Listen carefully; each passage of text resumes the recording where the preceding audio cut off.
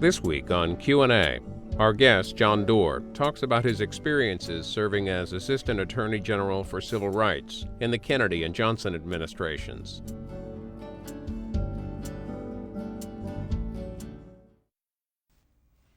John Doerr, when you think back about your life and your involvement in public service, what's the first memory that comes to mind? Time I worked in the Civil Rights Division. In the Justice Department? In the Justice Department. And why? Well, because I had the opportunity, the great chance to work on a very important problem in American government. We had a situation in their 60s where really we didn't have an honest system of self-government. And through the efforts of everybody in the country, including the Civil Rights Division, the Voting Rights Act came in 1965, and the power of that act has been established last November 4th, when for the first time really every citizen in the United States voted or had the opportunity to vote freely.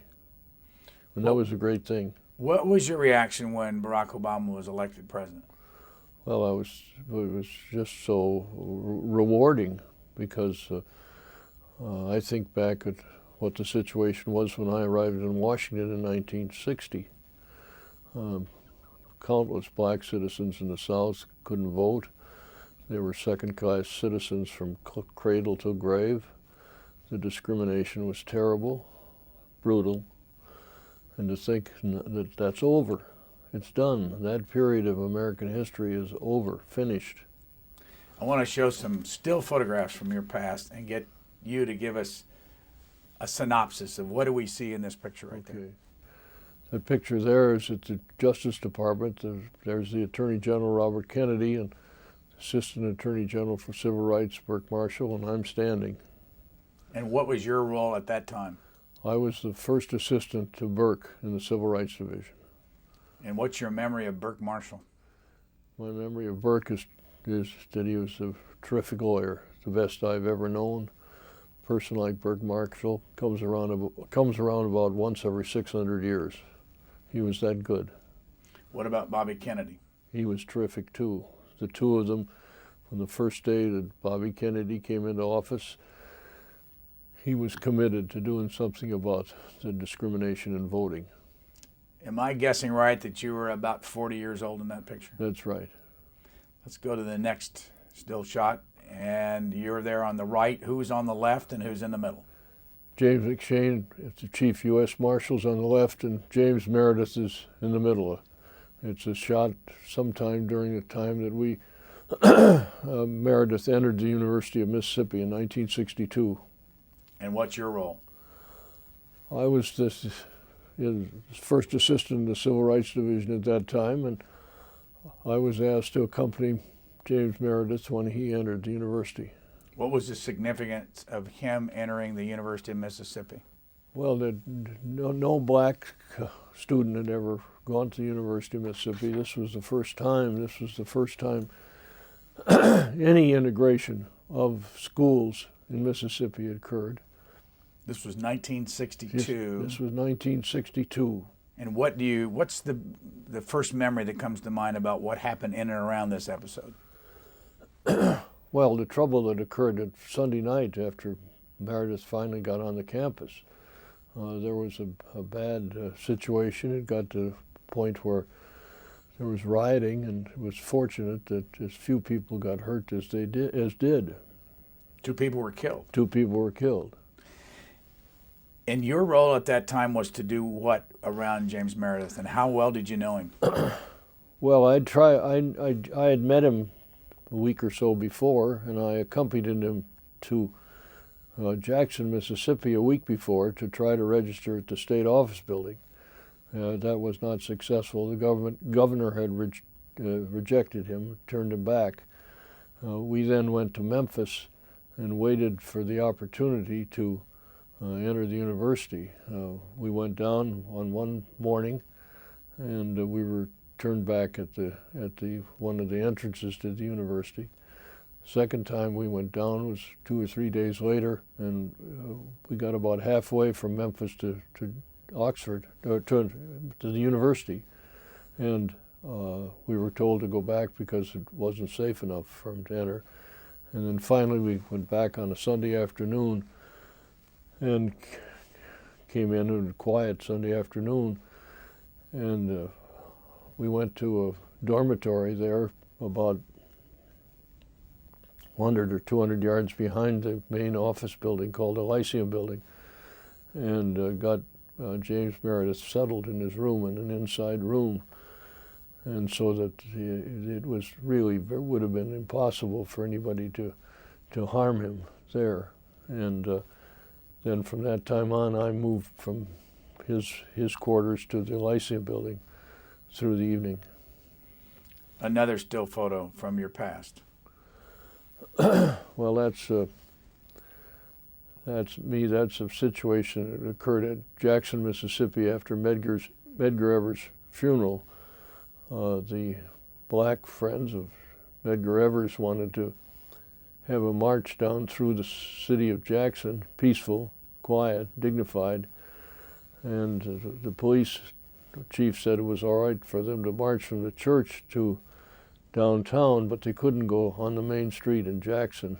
And so they crossed the main street and went into the black areas where the black shops and black stores are.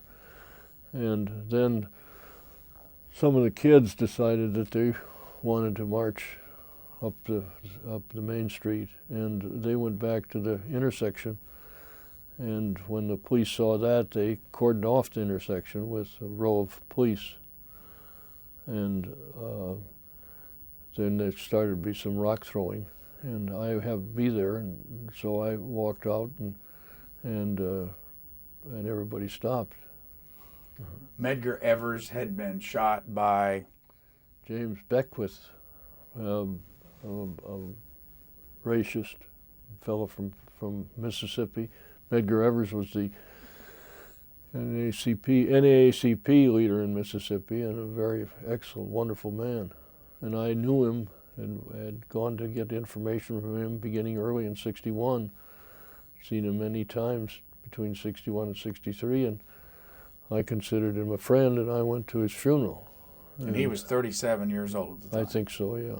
And what happened when you went into the middle of the street? Did it actually stop the... It stopped. And what then happened? Well, nothing happened. It just dispersed. People circulated around.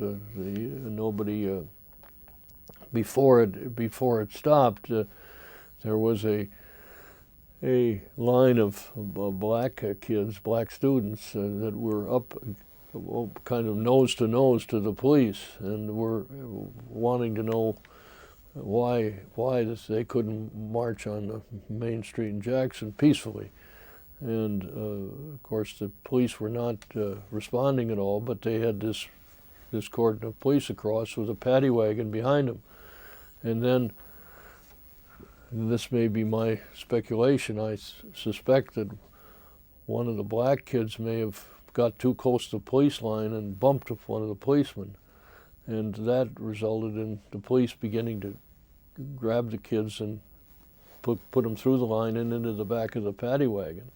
At the same time, the county sheriff's people, the deputy sheriffs, had pulled up and reinforced the line on the side, each side of the sidewalks, not in the street. The police were in the street and they were on the sidewalks, so that it was store to store, so to speak, a line.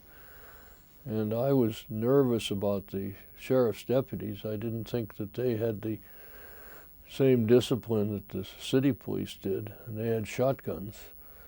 And I was afraid somebody was going to get hurt. And so I don't know what I really thought, except I thought that it should be stopped. Why haven't you ever written a book about this time in your life? I don't write. You could talk it. I know. I tell you, Brian, I think memories are awfully fallible, and to me, the history of that period is going to be come from some historian that really digs into the records and gets the documents and test the documents against people's memory. You really haven't done much in the way of appearing on television. Have you talked much about this at all to any historians on the record, on a oral history or anything like that? Well, there's one group of one person asked me to do that some years ago, and I was interviewed on tape for some time. I find it was somewhat unsatisfying because when I'm asked a question about something that happened down in Mississippi or Louisiana, I like to be accurate, and I've often afterwards was frustrated that I hadn't done enough work and preparation for that interview to be satisfied about it. So I agreed to do this today for you because I followed your program and I've got respect for it. And but otherwise, I don't do this. Well, actually, we're delighted to have you here, and you came to town, and the reason why we asked you, and we didn't know whether you'd say yes or not, you came to town to get a humanitarian award given by the Choral Society of Washington at the Kennedy Center. Did you have to speak? Well, did I what? Did you have to speak at this award ceremony? Well, I had to speak, yes. But I tell you, when I was asked to accept that award, I said I would do it knowing that the award was really for the work of Burke Marshall and the Civil Rights Division during the time he served the government under Robert Kennedy. And I don't have any hesitancy about speaking about Burke Marshall or about all the lawyers in the Civil Rights Division and everybody there. There was a wonderful, wonderful experience in my life to be part of that. Let me put the bookends here. Born in 1921 in New Richmond, Wisconsin. Well, I'm born in 1921 in Minneapolis, Minnesota, which is just 40 miles away from New Richmond, Wisconsin. Okay, we're going to come back and go over more of this, but you move ahead until in 1960 you were a Republican, went to work in the Eisenhower administration, and stayed for 7 years. Right, that's right. How long did you stay a Republican? I'm still a Republican. After all these years, you went through all this work with the Democratic administration and you stayed Republican. That's right. I'm a Lincoln Republican. What does that mean? Well, that means that we believe in an honest system of self-government. In 1960, for 75, almost 100 years before that, we had a dishonest system of self-government. 110% of the people couldn't vote. And you went to Princeton. Right. Where did you get your law degree? University of California at Berkeley.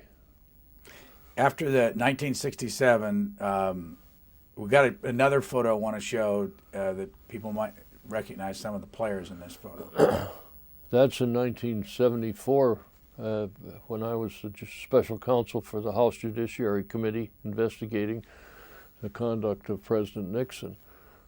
Hillary Clinton is standing next to me, and then next to her is Joseph Woods of Oakland, California, who was my associate as counsel of the committee, counsel to the committee. We were law school classmates. Now, you served in that position as counsel to Peter Rodino on the committee for how long?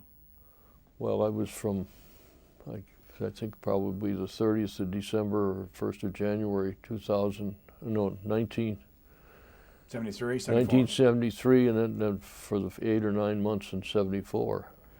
And the conclusion of that committee, the 3 articles that were passed by the committee, when you read about your role in that, some say that you were the one that convinced some of the Republicans to come over and vote with the Democrats against President Nixon. Well, I don't think that's accurate. I think that the weight of the evidence that was presented by the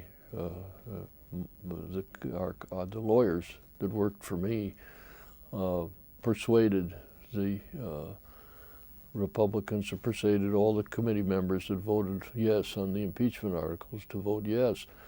We set for ourselves a standard when we started to conduct the investigation.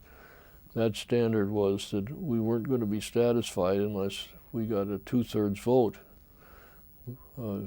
Peter Rodino did not want to get just a bare majority with Democrats voting one way and Republicans the other.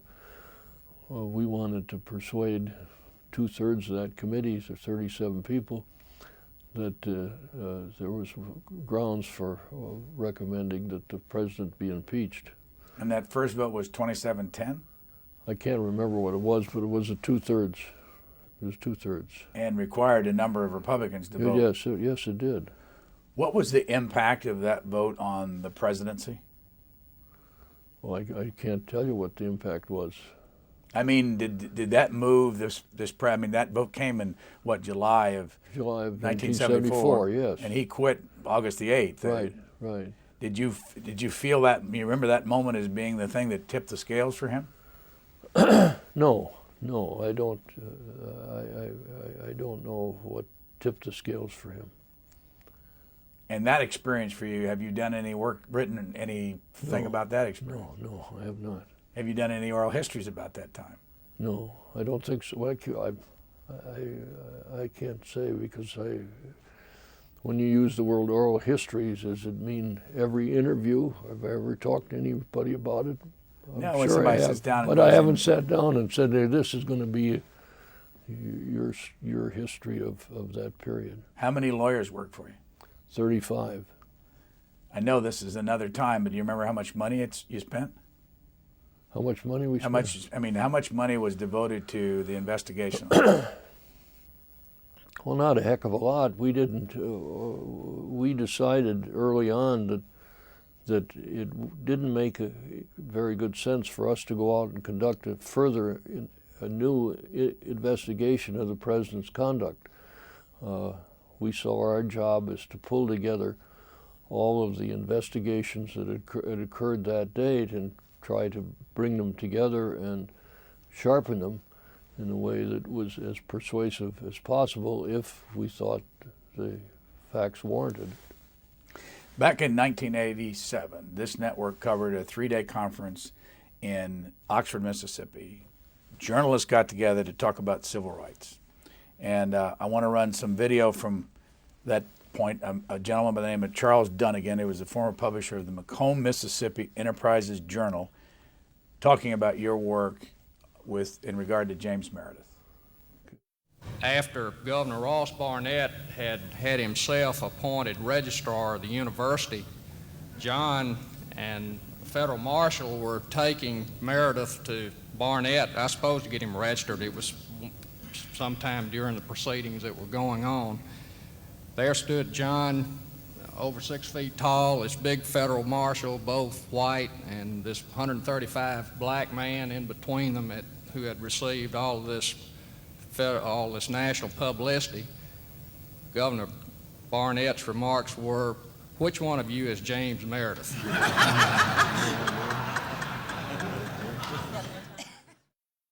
What do you remember about Ross Barnett, the governor of Mississippi? Well, he was a showman, and he was really very unhelpful to us in carrying out the responsibilities that the Justice Department had. The Attorney General and Burke made every effort to persuade the people of the state of Mississippi, the leaders of the state of Mississippi, that it was in their interest to cooperate and to comply with the federal order of the court. Well, had there ever been a black person admitted to any Mississippi State University? No, this was the first one. And why was James Meredith the first one? Well, because he decided he was going to get an education at the University of Mississippi. He was a very stubborn man, and I say stubborn in a good word. He determined. And he had been going to Dillard in New Orleans, which is a historically black college. Right. And had done a couple years and went on to Mississippi and did a couple years and graduated. He's still alive? Yes. Are you in touch with him at all? You ever talk to him? Well, I was the last time I think I saw him, I was on a panel with him up at the Kennedy Center in Boston several years ago. He's James Meredith is his own man, and he's quiet, determined, not a whiner, completely convinced of what he's doing is the right things. He follows his own course. He doesn't try to march with what anybody else thinks. He's really an individual. I assume you're talking about he went on to go to law school and then ended up late in his life in the early 90s being an aide to Senator Jesse Helms of North Carolina. That's right. That's right.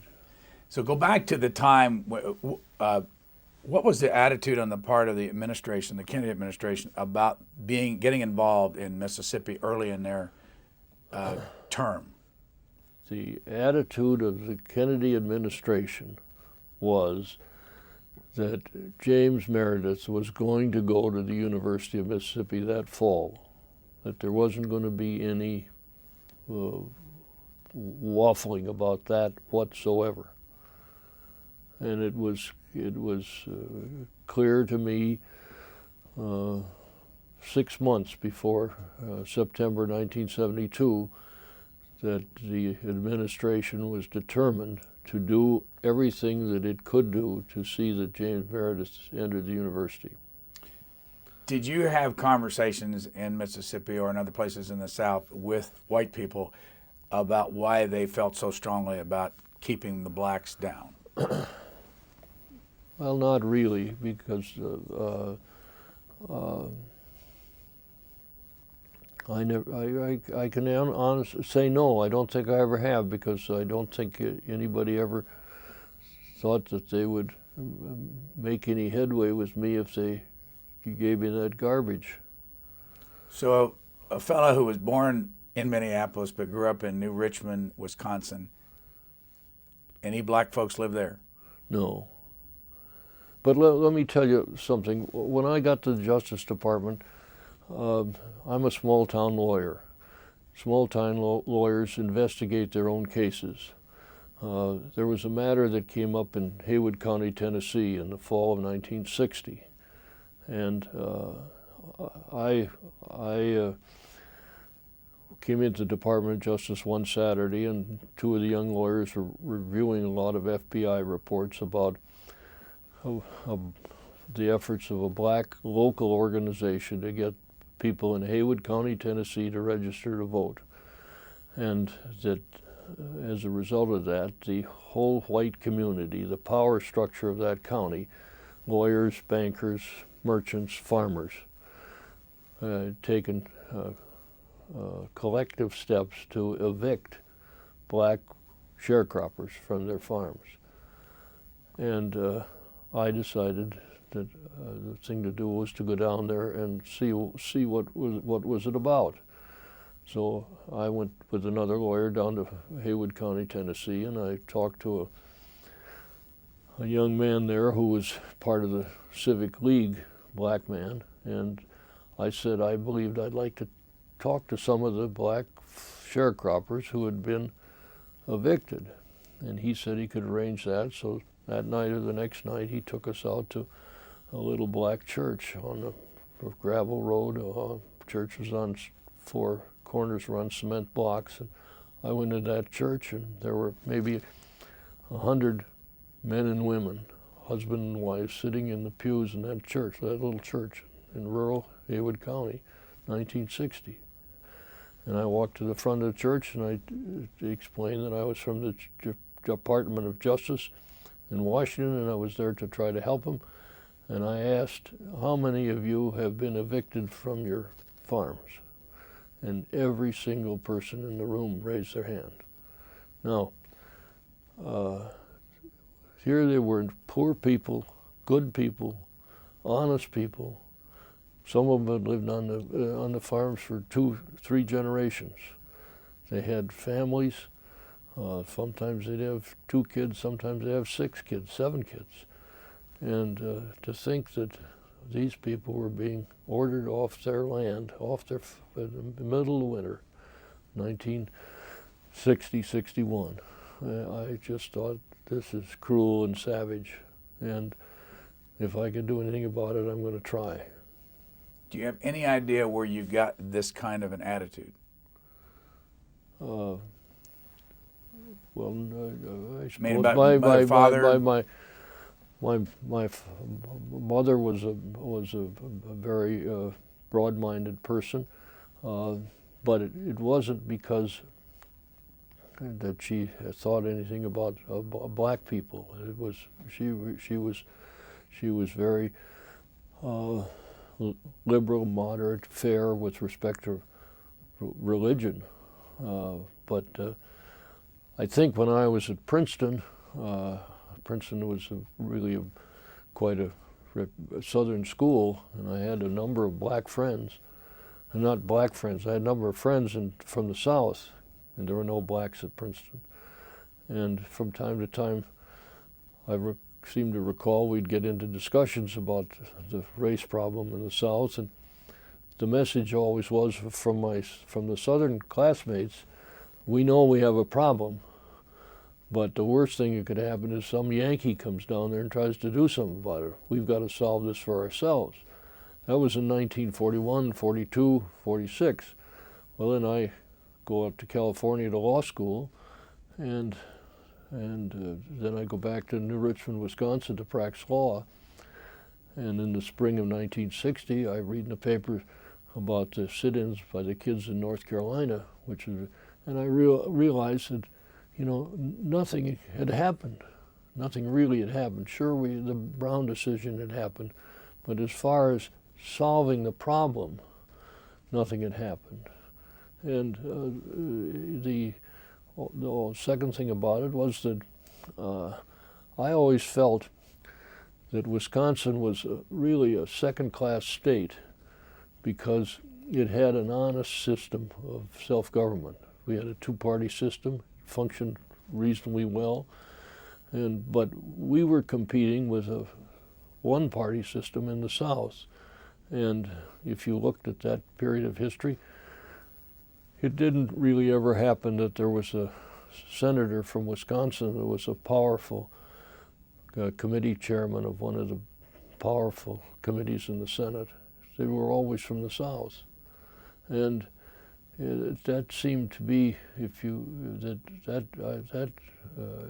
didn't comport with my sense of fairness. And so there was a regional attitude. I came out of a regional attitude, at least for me, that it would be good for the country, good for Wisconsin, if we could eliminate the Solid South. So recapping, St. Paul's Academy High School in Minneapolis, the Twin Cities, then to Princeton. Right. Studying what? Well, just politics. From Princeton to the University of California for law school. Right.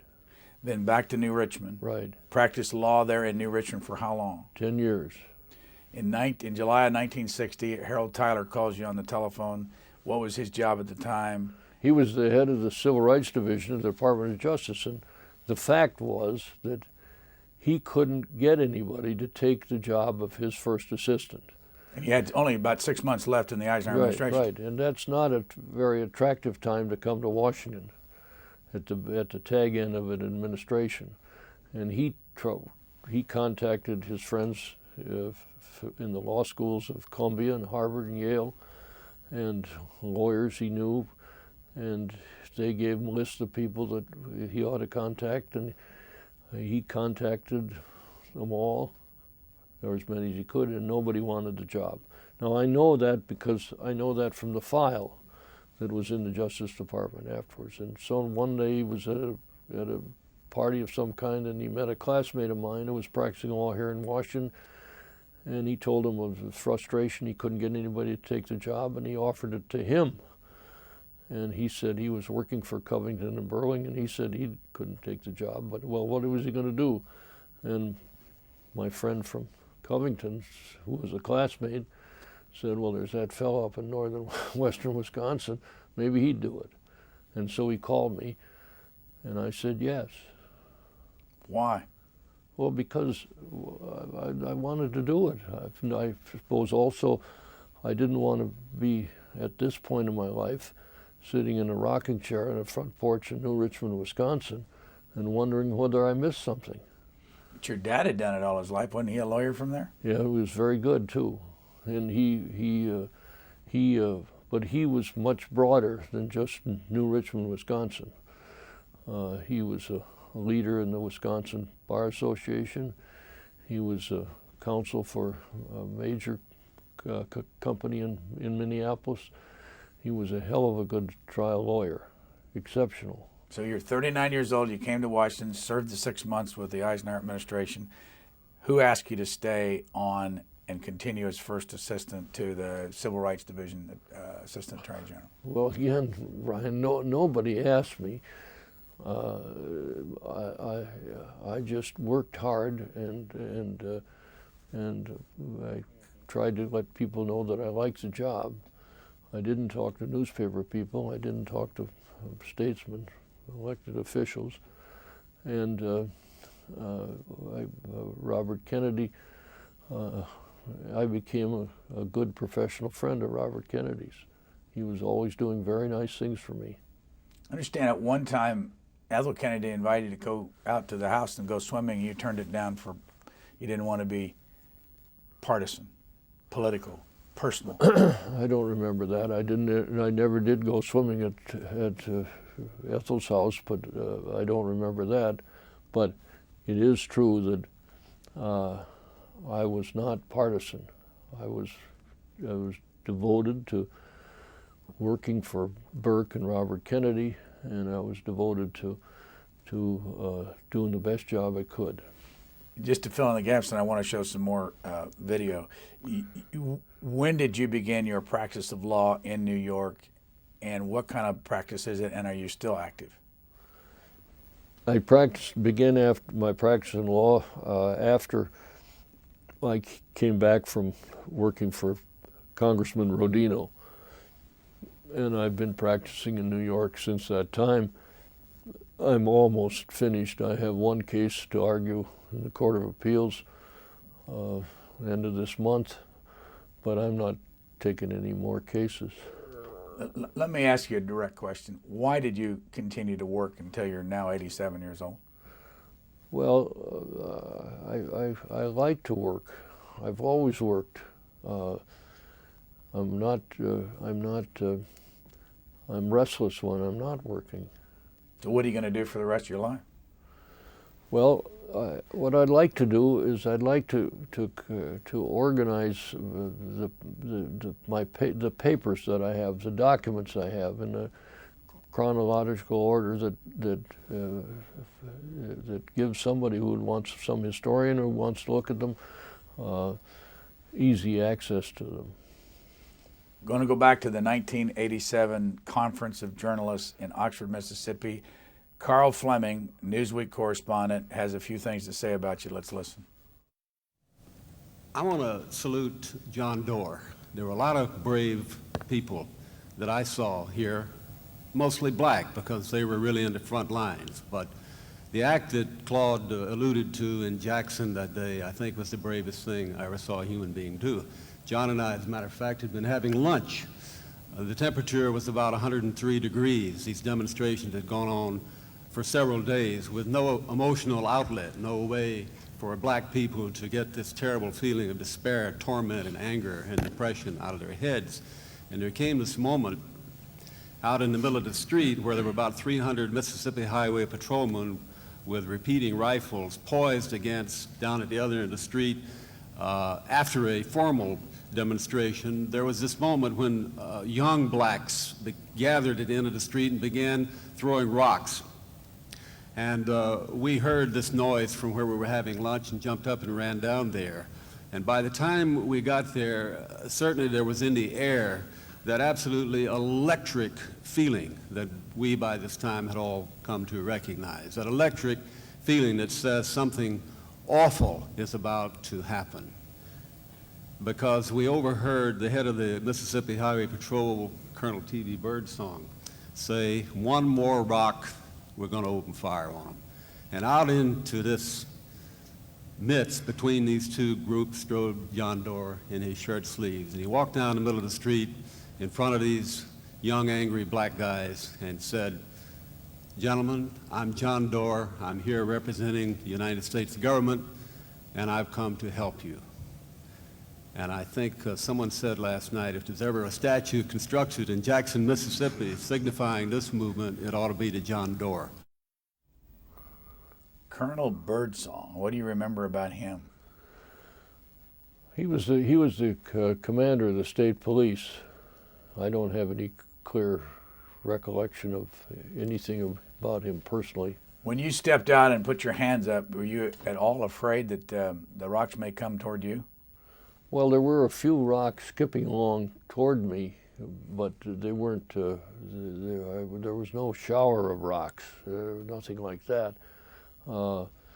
The kids were just getting kind of warmed up, and if in those kind of situations, as I think about it, because I certainly didn't think about it then, but it's those kind of things. It takes some time to get warmed up, and then it builds. And I don't think that I would ever try to do that twice. But once the unusualness of what happened, to see somebody just walk out in the middle of the street, it stopped. People stopped, and I knew some of the black kids. At least I knew one of them, Dave Dennis, and I hollered at Dave, "Come on, help me. Let's help me get this thing quieted down." There's another incident, and I know there were many of them that you were involved in. Before I ask you about the Schwerner, Goodman, and Cheney incident, when did you get married? In 1947.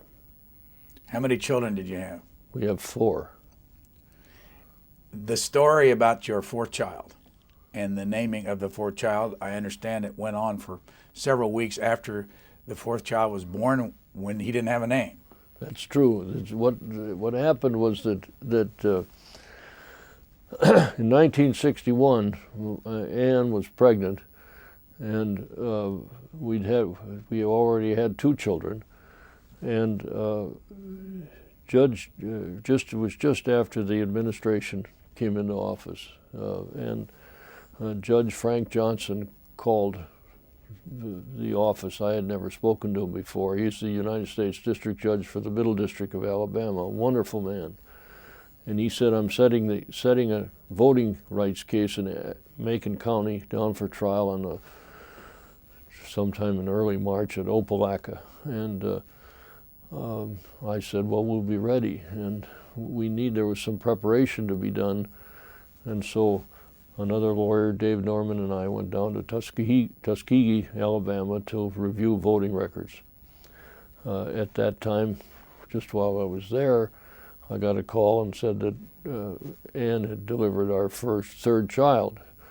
A number of the secretaries in the Civil Rights Division and Burke's wife, Violet, didn't think it was the right thing that I should be out of town at a time when my wife was about ready to deliver a baby. So then you go forward 2 years and Anne is pregnant again, and it's at the time of Birmingham. And I was just embargoed from going out of town until the baby was born. But Birmingham was tough. There was a lot to do. So as soon as the baby was born, I went south again. And I probably stayed in the South several weeks, or maybe more. I can't remember. So when I came back to Washington and was having a meeting of my colleagues in the Civil Rights Division, Burke Marshall walked in. He had a hat in his hand, and he came up to my desk and he said, pick a card. And so I reached into the hat and pulled out a name, and it was Ross Barnett Doerr. The baby had not yet been named. And another one was James Meredith Doerr and George Wallace Doerr, and everybody had a good laugh about that. And when the meeting was over, I walked into his office and I said, "We've got the name. It's Burke Dorr." After Burke Marshall. After Burke Marshall. And you named him John Burke Dorr. Right. Where is he today? Well, he was here last night and was here this morning. I had breakfast with him. He's gone back to his job in Hartford, Connecticut. He came down for that event last night. I want to run some audio tape, a conversation with J. Edgar Hoover, head of the FBI, and the president, Lyndon Baines Johnson. You had become the Assistant Attorney General for Civil Rights. You moved up a notch. Right. And we'll listen to a little bit of this, and you can explain to people what they're hearing. Mr. President, I wanted to let you know we found the car. Yeah. Now, this is not known. Nobody knows this at all. But the car was burned, and we do not know yet whether any bodies are inside of the car because of the intense heat that still is in the area of the car. The license plates on the car are the same that was on the car that was in Philadelphia, Mississippi yesterday. And apparently, this is off to the side of the road. It wasn't going toward Meridian, but it's going in the opposite direction. Now, whether there anybody's in the car, we won't know until we can get into the car ourselves. We've got agents, of course, on the ground, and as soon as we get definite word, I'll, of course, get word to you. But I did want you to know that apparently what's happened, these men have been killed. Although, as I say, we can't tell whether anybody's in there in view of the intense heat. Well, now, what would make you think they've been killed? Because of the fact that it is the same car that they were in Philadelphia. Now, that's an audio tape from an Oval Office conversation with Lyndon Johnson and J. Edgar Hoover. The bodies were found on August the 4th, 1964. There was an election coming up. You had become the Assistant Attorney General for Civil Rights. What's the story about Schwerner, Cheney, and Goodman, and what role did you play? Well, they were part of the what's known as the Mississippi Summer, when Bob Moses, the Student Nonviolent Coordinating Committee representative in Mississippi, organized a summer where white kids from northern colleges would come down and help the black students get black citizens registered to vote. And Mickey Schwerner had already been in Mississippi and Meridian, and James Goodman was part of the summer program. And he and then a black man named Cheney, the three of them went up to investigate a church burning in Neshoba County, Mississippi. And they were stopped by the deputy sheriff and put in jail and then released at night about 10 o'clock at a prearranged time. They were stopped again on the highway, taken on a side road, murdered, and then buried in an earthen dam that was being built about 15 miles outside of Philadelphia. Mr. Hoover and the president are talking about the vehicle, the station wagon, that they had driven to Philadelphia and had been found about 15 miles on the other side of Philadelphia in the edge of a swamp and had been burned. What did you do after the bodies were found? Did you prosecute? Yes. We of course, the Bureau investigated and worked, and it took almost 3 years of investigation and grand jury hearings and more grand jury hearings and dismissals and reinstatements of the indictment before and then we had a incident where there was a jury selected, and then somebody had released the names of the jurors to some of the lawyers for the defendants, so that threw the case over another semester, so to speak. Finally, the case came to trial in the fall of 1967, 3 years after the murders. Did you try the case? I did. Did you win? Well, we got convictions of 7 of the 16 people that were indicted. 2 of the 16, the jurors hung. The other 9 were were not convicted. But this was the first time that white persons were convicted for violent crimes against blacks in Mississippi. It was a historic verdict. Is this the case where the current governor of Mississippi, Haley Barbour, went on to encourage the prosecution later on when one of the men involved were convicted just recently? Yes, that was a man named Killian, a preacher. He's the juror he's the defendant that the juror in the first trial voted 11-1 to convict, and he was tried again in the state court in Mississippi and was convicted. There's so much that we could talk about. I hate to keep moving, but I do want to ask you about two judges. You mentioned Judge Frank Johnson earlier. What's the difference between Judge Frank Johnson and Judge Cox? Well, about as different as night and day. Judge Frank Johnson was a remarkable trial judge. He knew what his responsibilities were under the Constitution, and every day of his life he met those responsibilities. He was white. He was white. He was district judge. District judge, and he was from northern Alabama, of one of the counties that did not succeed 100 years before in the Civil War. And then Judge Cox. Judge Cox was a Mississippi lawyer. I think he went to school with Senator Eastland. He was a good lawyer. He was a good trial judge on things other than civil rights matters. He was awfully tough on me when I tried the cases before him in 61, 62, 63.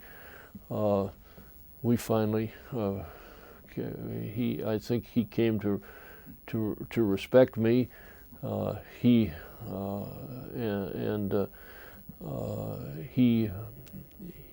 during the trial of the 16 people in Meridian in 1967, he decided, however, just in his mind, that the trial was going to be fair, and he gave the government, a fair trial. He was firm, and but there was Judge Johnson and Judge Cox were one-of-a-kind guys, but they were different as night and day as far as the kind of guys they were. Is it fair that the journalist described you as looking like Gary Cooper and talking like Jimmy Stewart? No, it's not fair. Let me show you some video we found on YouTube. We'll run a little bit of it, and it will give you a reminder of something that happened in July of 1967 when 43 people were killed in Detroit.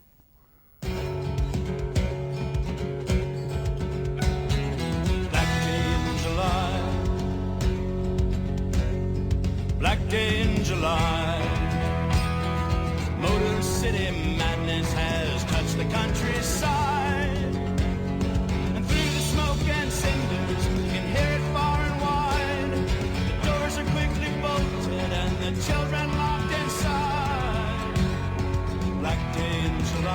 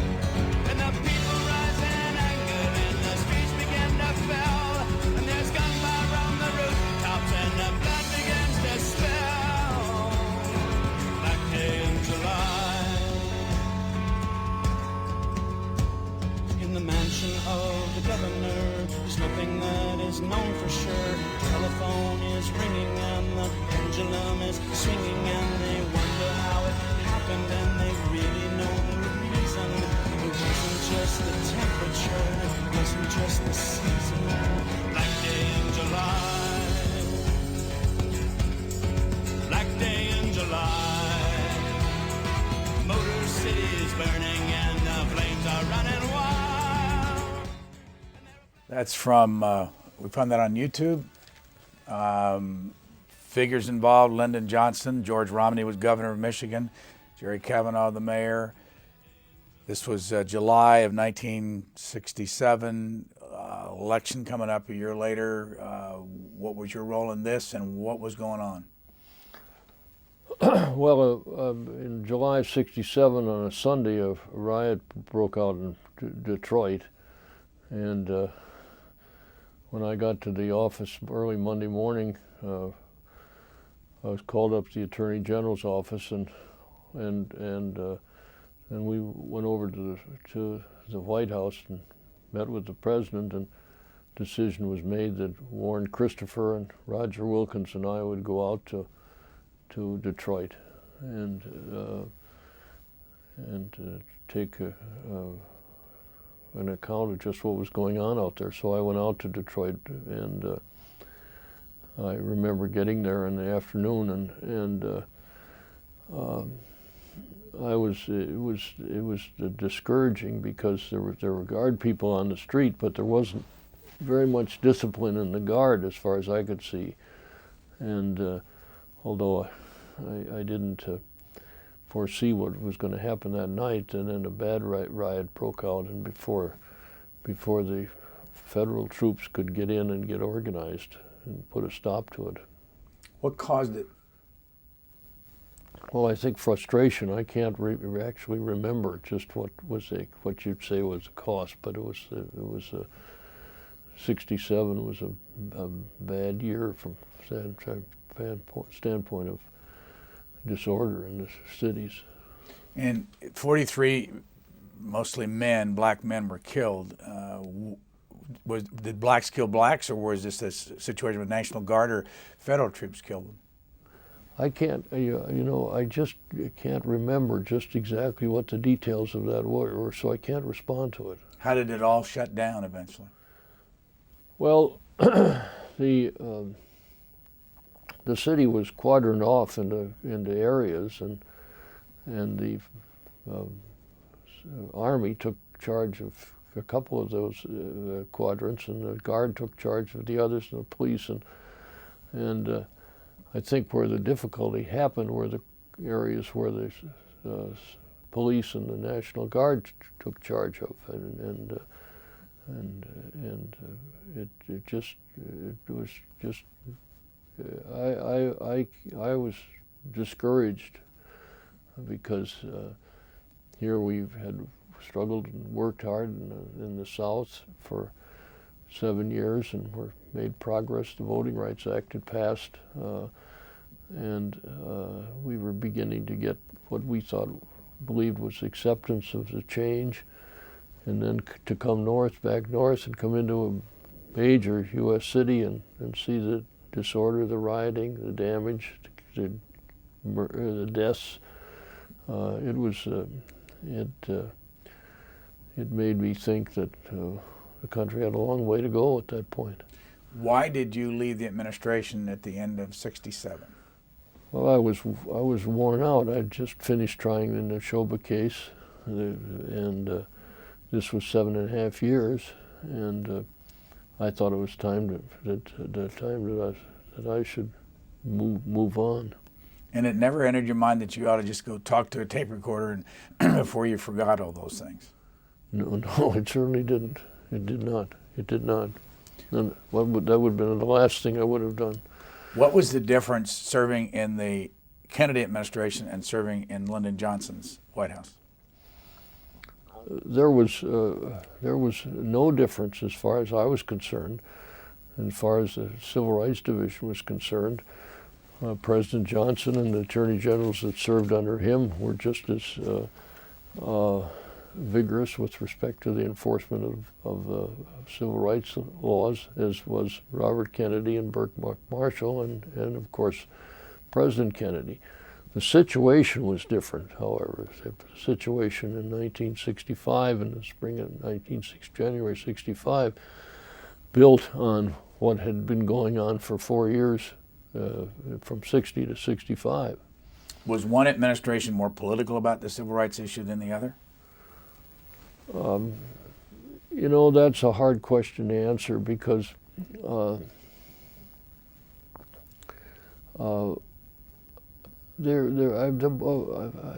was inevitable that now that I'm older, I think, and have thought about it more, and I guess less naive. I would be silly to say that politics didn't enter into the thinking of both administrations. For example, President Kennedy and carried those southern states of Mississippi, Alabama, Louisiana, I think, or some of them, in the 1960 election. He didn't want to lose those states in '64, I suppose. I know that, not from I've been told that, I should say. And but that didn't deter Robert Kennedy or Burke Marshall from really meeting their responsibilities with respect to the law. And even before Burke was confirmed, Robert Kennedy had taken personal interest in the first case that we had brought in Louisiana, in East Carroll Parish, and got involved in the first, second, third day after he took office, and was on the phone talking with people down in Louisiana, trying to help one sharecropper, one farmer, to get his cotton ginned. And he sent me down there to see that the ginners in East Carroll Parish would come before a federal judge and tell the federal judge in a hearing, but a hearing not before the public, but on the record, that yes, they would gin Francis Joseph Atlas's cotton. That was right from the first day. I told you we had too much to talk about, not enough time, so I'm going to abruptly change in the last minute and ask you, why did you take the job as counsel to Peter Rodino's Watergate Committee at the time? What motivated you? I had gone up to Bedford-Stuyvesant in Brooklyn to work on a project that Robert Kennedy had started. Robert Kennedy had been killed. I felt that I wanted to stay and carry on that project best I could. I was there for 6 years. I got a phone call one day from the dean of the Yale Law School. The conversation went like this: "I've got one question to ask you." "What's that?" "If you were offered the job to work for Peter Rodino, would you take it?" I said yes. He said, "That's all the questions I have," and he hung up. I got a call from Peter Rodino. He come down to Washington to be interviewed. I went down. I was interviewed. We got along. He seemed to like me. At the end of the interview, he said, "There's one other thing. I have some speeches to write. I understand you can write. I understand you could, and I want to know if you'd be willing to help me draft speeches." I said, "Forget about it, Congressman Rodino. I can't write. And oh, you're just being modest." And he hired me. Why'd you take it? Well, because it's a kind of a job that to try to do it fairly was a great opportunity for a lawyer. I've had the luckiest professional experience of any lawyer in the country, bar none. And to have the opportunity to serve in the capacities I did, any lawyer would want that. I'm very thankful and lucky. John Doerr, we are out of time, and I thank you. Thank you.